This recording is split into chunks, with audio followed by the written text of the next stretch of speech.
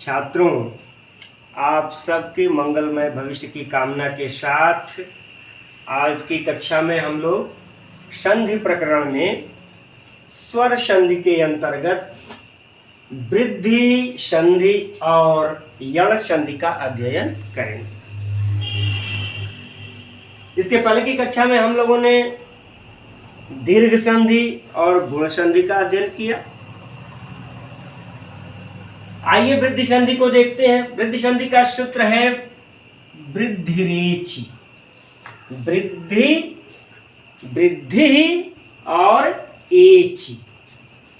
देख लीजिए, वृद्धि और एच। ठीक है, वृद्धि और एच, वृद्धिरेचि। इसी विसर्ग का र हो गया है, वृद्धिरेचि हो गया है। ठीक है, अब आइए थोड़ा नियम पहले जान लें, फिर आगे देखते हैं।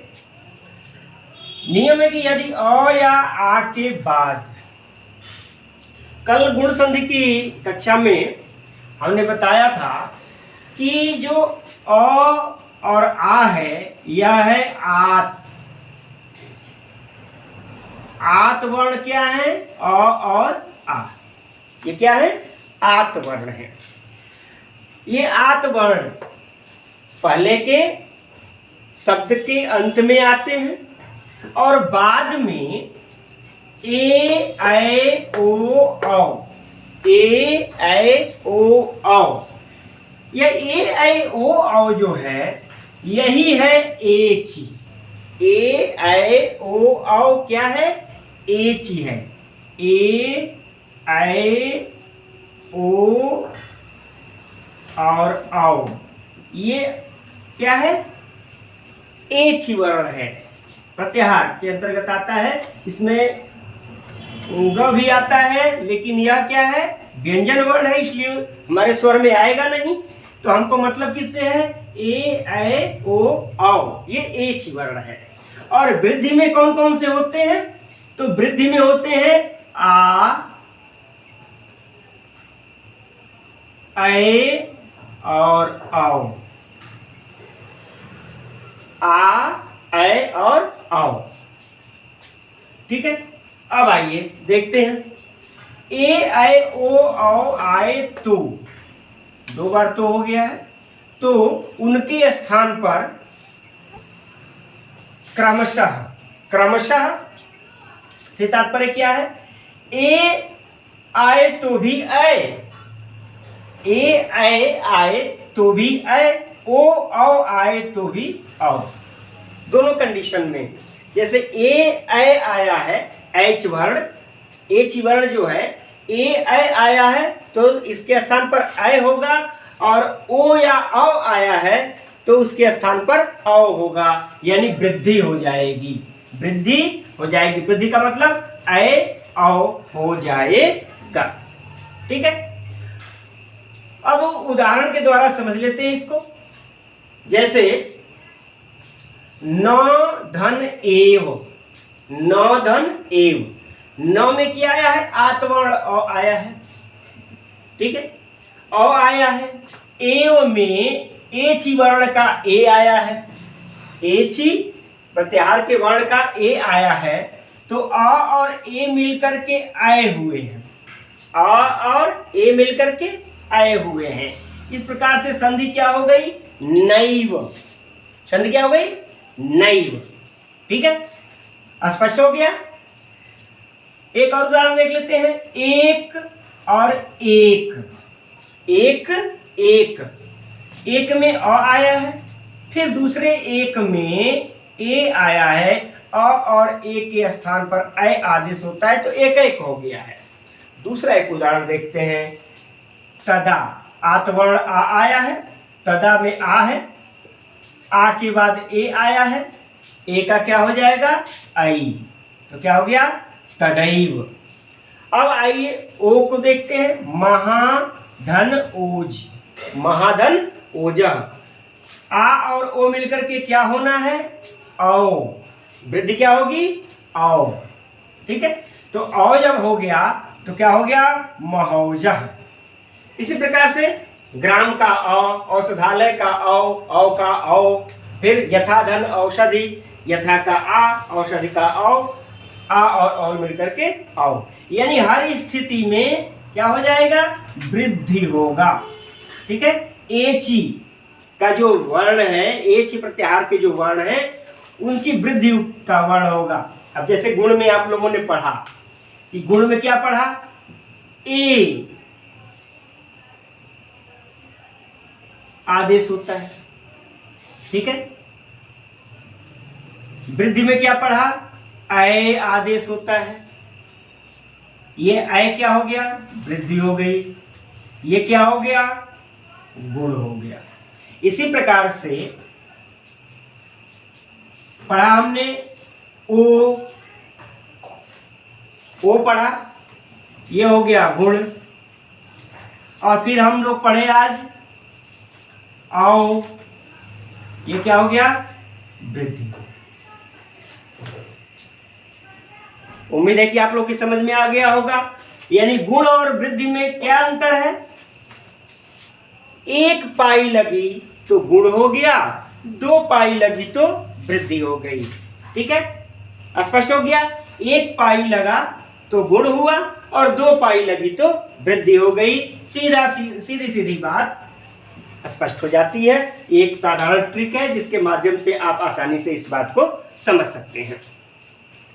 अब इसके बाद हम लोग आते हैं यण संधि पर। यण संधि का जो सूत्र है वह है इको यणच। इको यणच।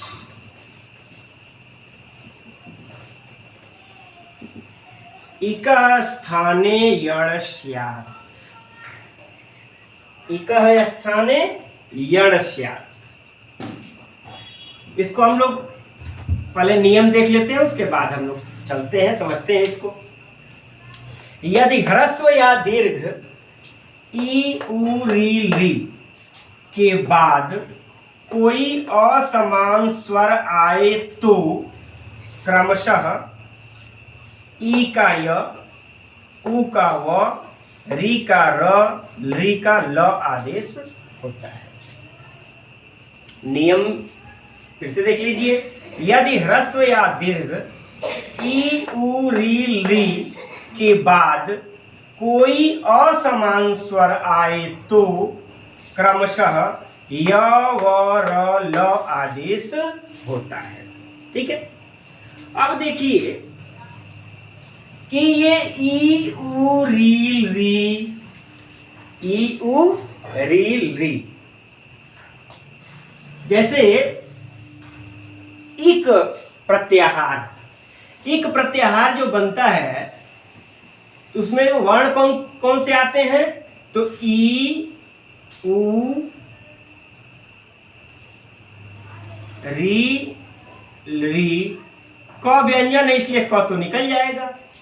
तो इक प्रत्याहार के अंतर्गत कौन कौन से वर्ण आ गए, ई उ री री। और दूसरा देखिए यण प्रत्याहार है। यण प्रत्याहार है तो यण प्रत्याहार के अंतर्गत वर्ण कौन कौन से आते हैं, य व र ल। ठीक है, य व र ल। और दूसरी चीज आता है, देखिए ध्यान दीजिएगा, इक यण और एच, अच, एच, अच का सप्तमी हो गया है, अच हो गया है। तो अच के अंतर्गत क्या आते हैं, अच के अंतर्गत अ से लेकर के और औ तक। ठीक है, इसे अ ई उ री ली ए ऐ ओ औ, ये सारे वर्ण इसके अंतर्गत आते हैं। लेकिन शर्त क्या है, समान स्वर आए। तो असमान स्वर आए तो असमान में क्या हो जाएगा, ई नहीं होगा, उ नहीं होगा, री के साथ री नहीं होगा, ली नहीं होगा। ठीक है, यानी असमान स्वर आता है तब, असमान स्वर आना चाहिए। इक के जो भी वर्ण आए हैं, इसके बाद के जो स्वर आएंगे वह असमान स्वर आएंगे। अब आइए देखते हैं, इसको हम लोग समझते हैं फिर से उदाहरण के द्वारा।